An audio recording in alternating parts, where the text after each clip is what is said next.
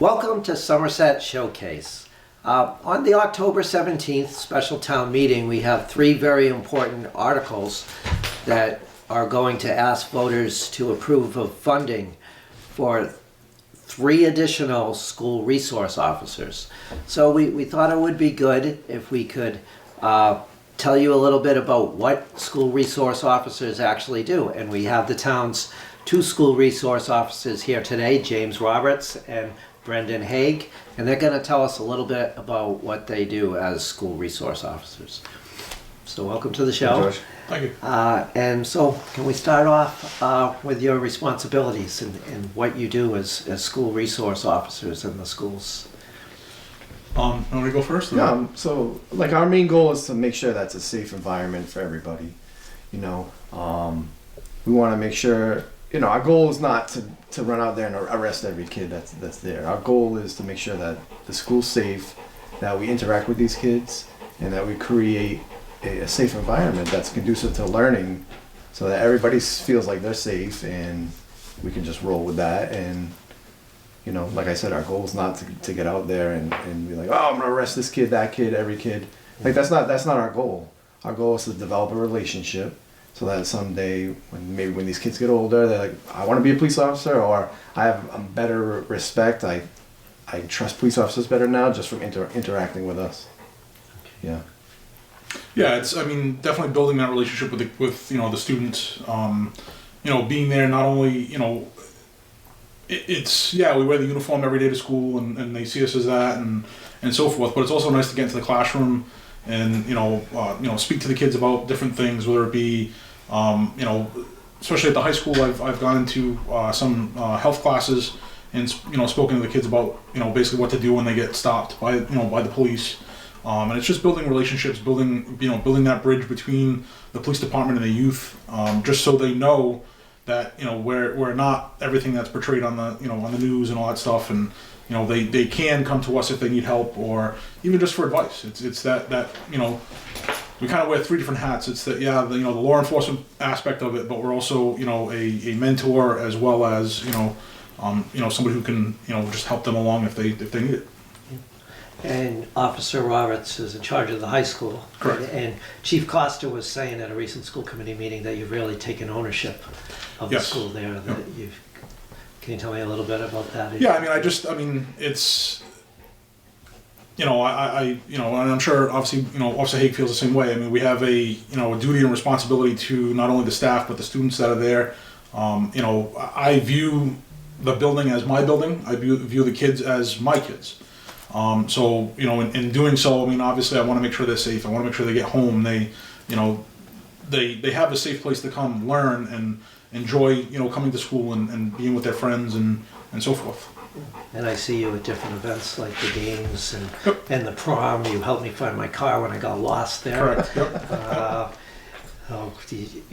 You're part of the high school community. Yes, I try to be. It's not our typical shift hours are Monday through Friday 7 to 3 or 7:30 to 3:30, but it's more than that. There's a lot of stuff that goes on after school and outside of school that I feel it helps me in my role for the kids to see me at those events or outside of school, that they know that I'm a person just like they are. That obviously if they do need advice or help, that they can come to me at any point to talk or ask for advice. And Officer Hague, you're in charge of the middle school and 3 elementary Correct. schools. Yep. So I do have my hands full with, especially the middle school. I could devote almost 85% of my time there, just because, kids get to that age and things start to change, and things get it's a lot busier there, especially. And I find that every year. We've been doing this maybe like 5 years now, since 2018. No. And since 2018, it just keeps getting a little more and a little more and a little more, where it's that much busier. But so I cover the K through 8, so I have 4 schools that I cover, and sometimes it's a lot. That was one of the things that Chief Costa spoke about at that same school committee meeting, is that he thinks we should have a full-time school resource officer just for the middle school.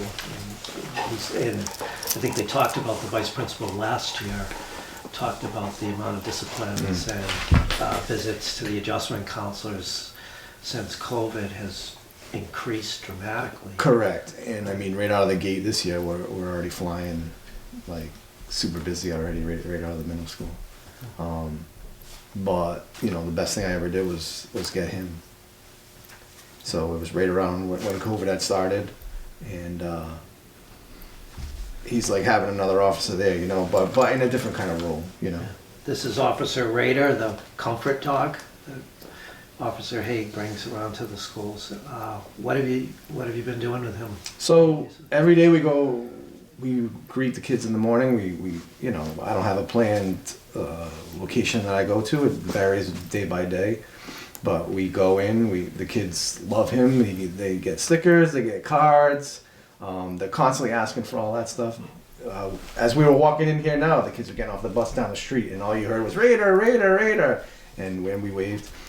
And it's just, the kids have taken a huge liking to him. And not only that, it's helped kids reach out and talk to me that would never do it before, you know, because they want to pet Raider. So it's like, it helps to engage these kids to talk to us. It's an icebreaker. Yeah, big time, huge. It's huge. And it's just, I mean, the kid can be having a bad day, and you bring him in, and within 5 minutes, sometimes even less. When I first got him, he was 8 weeks old. At the high school, there was a girl that refused to go back to class, and he was only about this big. And instantly, like within less than 5 minutes, she petted him, and she was like, "I'm ready to go back." And that was right out of the gate, like first day on the job with him, and he was already, you know, making a difference. Now, both of you started out as patrolmen, right? So why did you want to become school resource officers? For me, Yeah, his came up kind of first. yeah, I mean, for me, it was, again, it was, you know, I've been a patrolman on midnights for quite a few years. Not that the job was boring, but it was, you know, kind of the same thing, monotonous over and over again. When, you know, the school position came open, I saw it as it's a different aspect of law. At that point, the juvenile laws had just changed, so you know, things were a bit different. So it was a different avenue of doing the job, but with, you know, different laws, different rules, different stuff like that. It wasn't the usual, you know. And with my role, it was created kind of like where we're at now. It was a role that didn't exist, and through the parents, it got created, the K-8 SRO, and it got approved. And I had started, I started in 2017. I worked midnights for 5 years, and then I transitioned over to days, and I did days for like 9+ years. And then that opportunity came up, and at the time I don't know if you remember, we were working. Had us working in the schools at that time because everything that was going on back in 2018, and just kind of like guys would sign up, they'd go work in the schools, and it kind of really piqued my interest. And then from there, I knew a lot of the teachers just from going through the Somerset school system. So, and then I had nieces and nephews that were in school at that time, so it kind of like piqued my interest big time then. And so I figured, I'll put in for it and see what happens. And then here we are. Where did you guys go to school? So I went to Somerset. I went to Durfee. And did you have school resource officers in your schools at that time? Yes. So it was Dave Pelletier. Okay. Was that I when I was at school? It was. I Dave. remember Yeah, Officer yeah. Pelletier, good Yeah, guy. yeah. Good guy. So what type of training did you do for this before? What did they teach you in training as far as being a school resource officer? So they send us right out of the gate. They send us to the NASRO class, the National Association of School Resource Officers. So that's like a 5-day class, and just kind of runs through like the responsibilities of an SRO, how to handle yourself, how to interact with the kids, you know, the different roles that you need to take. And then from that point, we've taken different classes like Stop the Bleed, where we're both trainers in Stop the Bleed, where we run classes. Now COVID kind of put a dent in that because we were teaching classes to like middle and high school. And then COVID came and kind of killed all that, but we're going to try to get that back up and running again. And then whatever training comes up, like mental health training, Law updates. Yeah. Sexual assault investigators. We're both sexual assault investigators.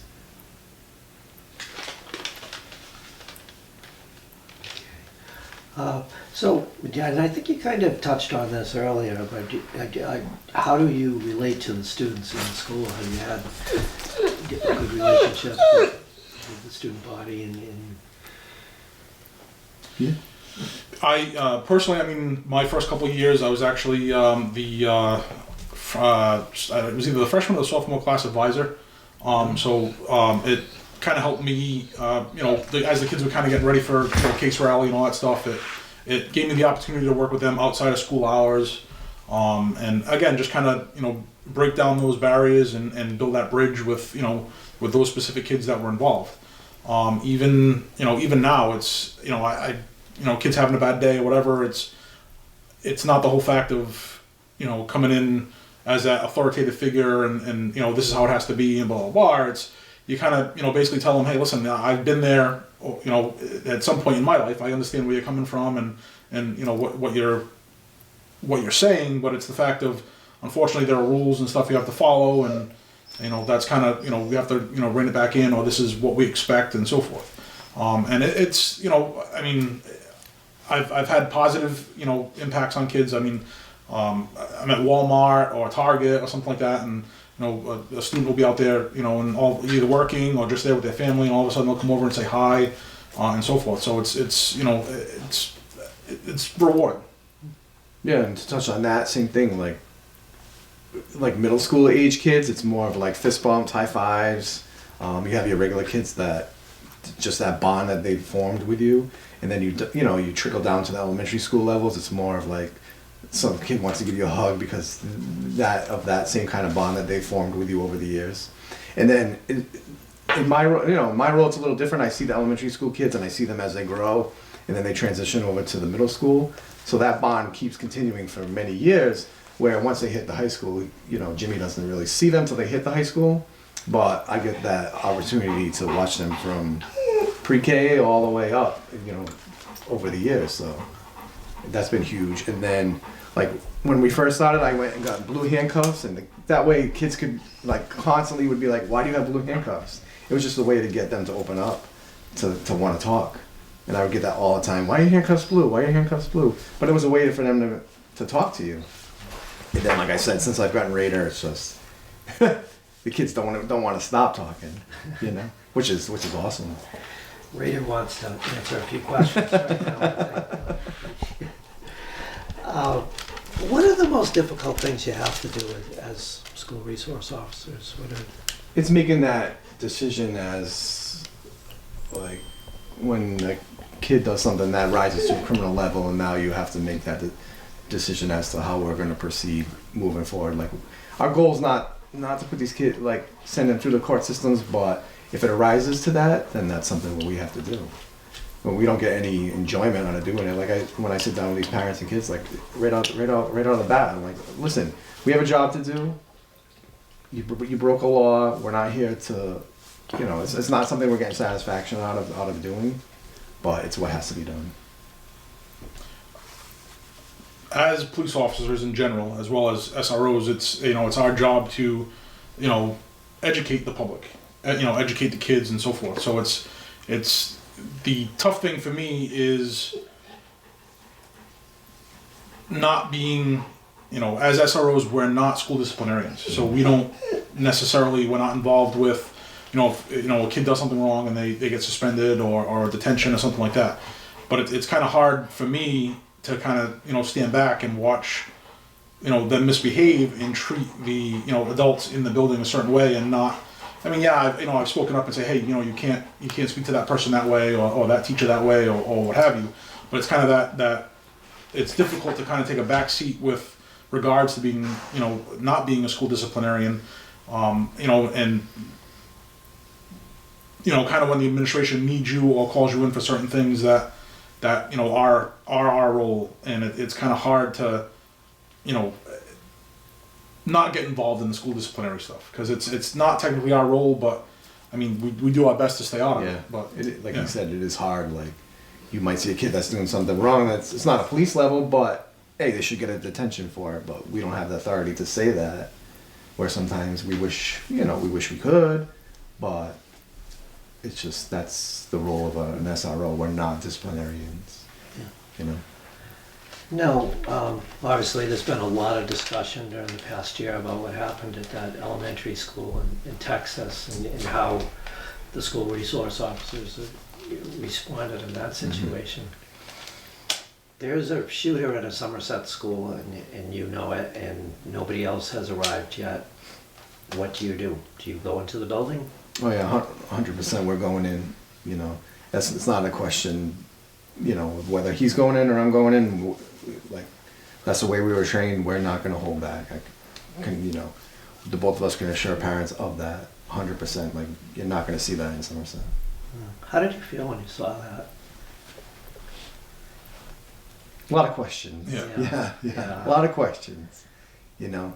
I mean, not the Monday morning quarterback, Yeah. but I mean, how, you know, the amount of time that elapsed from, you know, when the suspect went into the classroom to when they actually made entry into the classroom. It's just, you know, a lot of those, you know, I mean, I'm sure Brendan feels the same way. You know, if I know there are kids in harm's way in that room, I'm going to do what I need to do to get into that room. You know, that's my number one responsibility, my number one task is to ensure the safety of the staff and the kids in the building. And, you know, waiting is not an option. That's something, you know, and then you look at it and you say, it feels like we went backwards 10 years. Like, that was, maybe even more than that. That's just not the way things are done now. And if you're going to take that kind of role, then you don't belong in this school resource officer position, because if that's the way you're going to think, this position's not for you, you know. Hey, do you guys feel that the schools are safer with school resource officers in them? Oh, 100%, yes, yeah. You know, there's a lot of negative stuff out there, but to be honest with you, like I tell people, if you really want to see what goes on, you got to see the interactions that we have with kids, and 99% of them are positive. You know, like, it's not, we're not in there laying down the law being like, this, you know, we're in there making friends, helping kids out.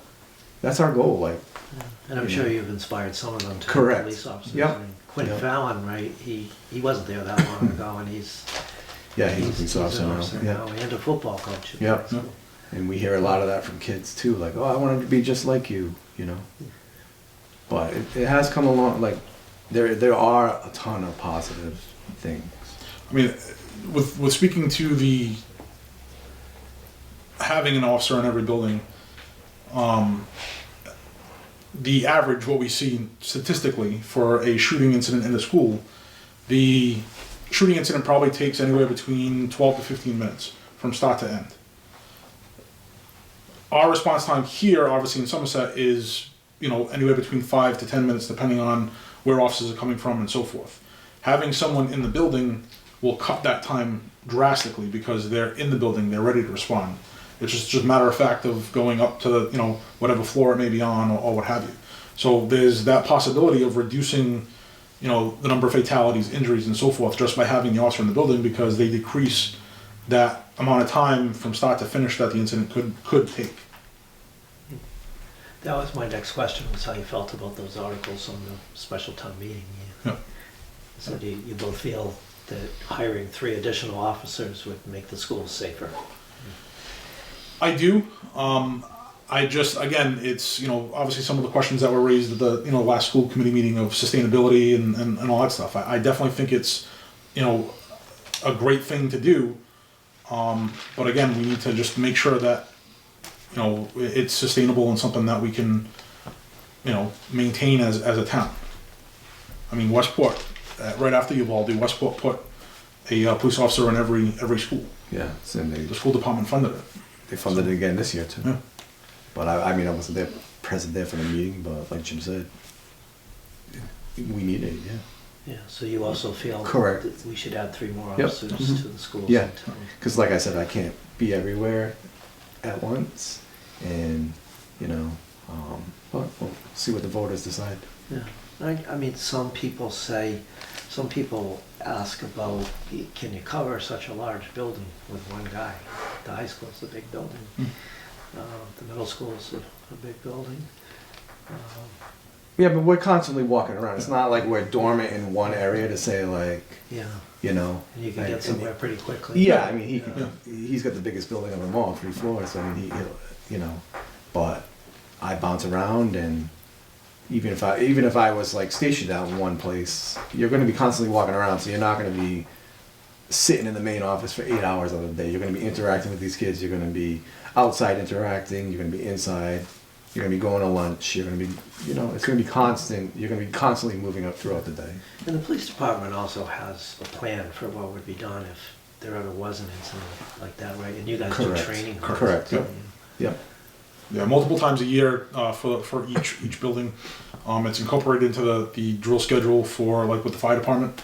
So we'll have the basic fire drills, and then you know, after the basic fire drills that they're required to hold by law, we then move on to you know, whether they be a shelter in place and an evacuation or a lockdown or whatever. And we do, you know, simulated stuff on our end where, you know, our guys go in and you know, potentially look for, you know, the suspect or whatever it may be. Or, you know, if we're evacuating the building, we, you know, tell them, hey, you have to avoid this hallway, this stairwell or whatever, because there's a hazard by that area. And then they have to, you know, kind of think on their feet and figure out how they're going to go out and all that stuff. So we train, but we also try to kind of keep the staff and the students on their toes as well, to kind of throw different obstacles to, you know, allow them to think on their feet while something may happen. Yeah, we try to make it as realistic as possible, even though it's a training situation or a practice drill. And we've grown from the beginning to now. It's grown big. Sometimes we have Swansea show up, other towns that want to see like our process that we train with during school hours. And it's not to scare anybody. It's not to scare the kids. It's just so they're mentally prepared. God forbid that something like this ever happens, that they know what to do. And I'll tell you, almost all of them. They know what to do. It's just constantly running through a couple times a year to practice that. And the good thing about doing the drills as often as we do is, you know, no plan is foolproof. So, you know, as we drill, we, you know, come up with different, you know, issues or obstacles that we kind of need to, you know, look at, examine, and figure out. Like one of the ones was radio communication issues. Obviously, the town is working on our radio systems all together, but there was an issue with North Elementary and Chase, that because of the composition of the building, radio signals in and out weren't getting through. It was, I mean, I could be standing here and Brendan could be standing over by the door, and just trying to get back and forth to each other on the radios wasn't working. So the school department's actually gone out and purchased what they call BDAs to boost the signals in the buildings. So that, in conjunction with what the town is going to be doing with our radio system, will improve radio communications for us in the buildings. So again, that's, you know, just an example of one thing that, you know, through drilling we've found as an issue, and, you know, we've worked on it and improved it. Yeah, and Jeff always, like, the superintendent, he always wants to hear what we have to say, and he takes that to heart and builds off of what the recommendations that we make every year. So it's good to have, you know, the backing of him in the school.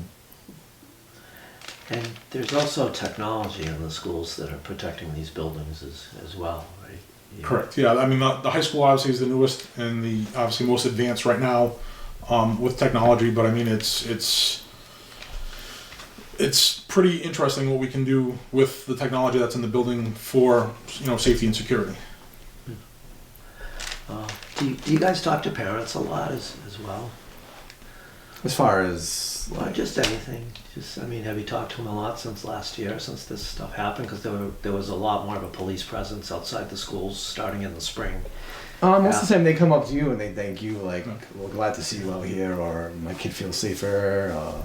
And if you're not there, they're like, oh, they miss you, or they haven't seen you. No, I'm not saying us, but just in general, you know. So, you know, the chief has expanded on that, and a lot of times you'll see different officers at different schools in the mornings or in the afternoons. You know, just for that more presence being there. Yeah. So you do get some on top of us. from them. Oh yeah, yeah. Oh, yeah. Mm-hmm.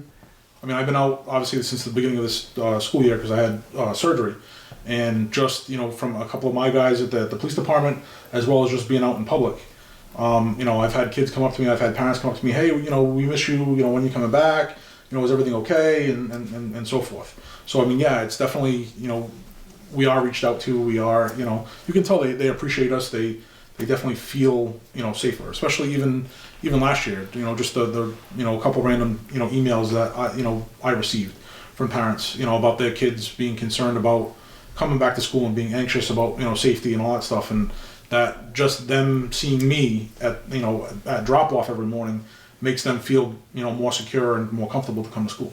Yeah, like Jim said, same thing. Like a lot of them would email and say, my child wants to make sure Rita's going to be there because it makes them feel better when they're in school and et cetera.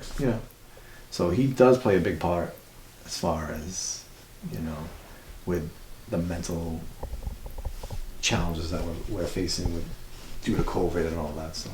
He definitely works every day. He works, and then by this time he's ready for his nap.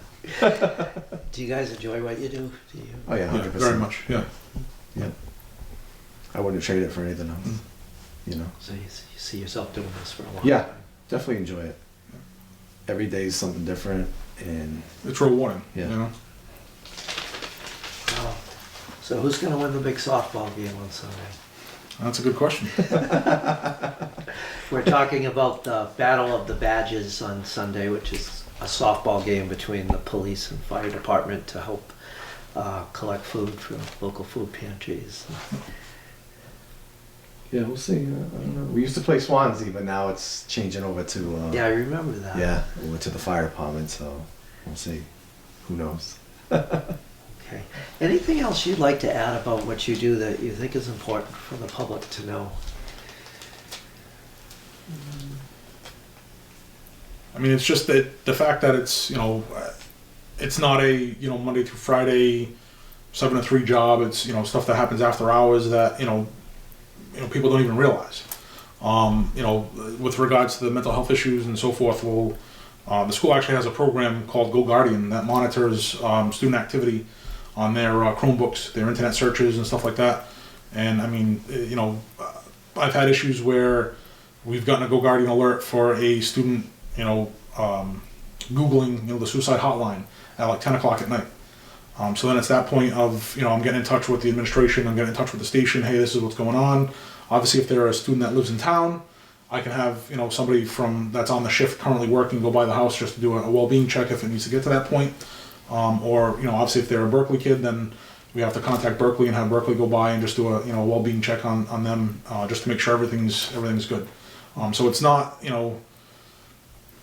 it's not a Monday through Friday, 7 to 3 job. There's a lot of stuff that happens after hours and so forth that, we're ready for, and, we answer the calls when they come in. Yeah, one question people ask is, what do you guys do during the summer? So there is obviously summer school at the high school. So I am present for that. Obviously we're encouraged to use our time off during like school vacations and so forth. Knowing that summer school is going on, I try not to take too much time off in the summer, only because I don't want to leave the building without me. But that's kind of I do take some time off in the summer, but not the entire summer. Yeah, people don't realize either. Like, our goal is not to say like we're gonna go on vacation next week and take 2 weeks off and leave the school high and dry with nobody in there. Yeah, we do sometimes we have to go to conferences, trainings where they might be during the school day, but that's the way it falls. We don't control that, but the two of us try not to say like, oh, I'm gonna go on vacation next week and stay out of the school for 2 weeks. We try to base that on either vacation time or in the summer. And then it also is determined by like, I've been on 20 years, so once you hit 20 years, you get 5 weeks of vacation, etc., and so on and so forth. So just like any other job, you want to take that time off too. So we try to plan all that stuff when school's not in session. That way. Everybody needs their vacation. Correct. Yeah. You'd go crazy. So it's either use it or lose it. Like, so you're gonna use it, but that has always been a good practice between the two of us, where we don't say like I said, next week, I'm gonna be off for 2 weeks. I think the expanding of the SRO program will kind of benefit that as well. Because I mean, you think about it, if, you know, obviously he's been on 20 years, he gets 5 weeks vacation. If, you know, he has to use his time before the end of the year, and he's off, and there's, you know, something going on at North Elementary for the summer program, at least one of the other SROs could potentially fill in. Or if I take a week off in the summertime to go on vacation, somebody could potentially fill in for me at the high school. So definitely having more SROs is a benefit, because, you know, if I'm like, obviously now I'm out on light duty because of my surgery. You know, Officer Lewandowski's been trained and so forth, and he's filling in for me until this coming Monday. So that's kind of helped, but, you know, definitely having more SROs would definitely benefit that as well, because it would, you know, when school closes for the summer, yeah, there's stuff that goes on at North Elementary, there's stuff that goes on at Chase, and there's stuff that goes on at the high school, but we have, you know, multiple SROs that could potentially fill in and be there for those activities. So that's another benefit of having the 3 SROs as well. But Do you guys go on regular patrols sometimes if it's needed at the department, or? If there's like a snow day and we don't, you know, sometimes we're kicked back to the road if there's no school. So it's all dependent upon the circumstances, you know. yeah, if there's school vacation or like a Monday holiday, and we have the opportunity to either take the day off or, you know, come into work. If we come into work, then we're on the road, you know, working patrol, obviously, because, you know, school vacation is nobody in the building. As well as, you know, if there's, you know, like you said, you know, extreme weather or something like that, where school's been closed, we're pulled back to the road for extra manpower to make sure that, you know, we have people to answer the calls for, you know, trees down, lines down, stuff like that. And there are also times where things are happening in town and they need more resources, and, you know, you almost, like, a lot of times the 2 of us will just step up and head out there only because it's the right thing to do. You know, our guys are asking for help and there's no other help to help them out. So we're kind of on the backside, but we're there to respond, you know. But we just want parents to know, like, we're in it 100%, and you don't have to worry about whether or not Officer Roberts is going to respond or I'm going to respond. We're going to be there no matter what. You know, we're not going to back away. We're in it 100%. I think that's a good way to Yeah, end it. yeah.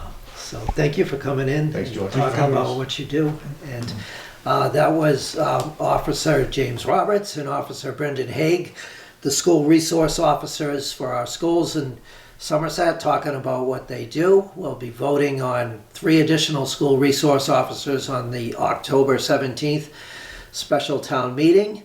We will see you next time with Somerset Showcase.